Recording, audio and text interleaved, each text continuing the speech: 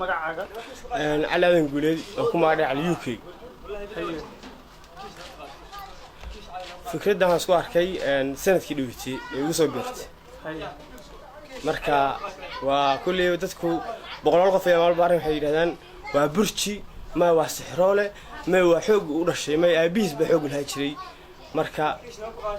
saas ogeed marka xataa dhici karta fursada ilka ku qaado fursada gobolada oo cadka la jiraa marka waa maasantii adiga wax qoleys ma kugu haysaa inaad ku qaado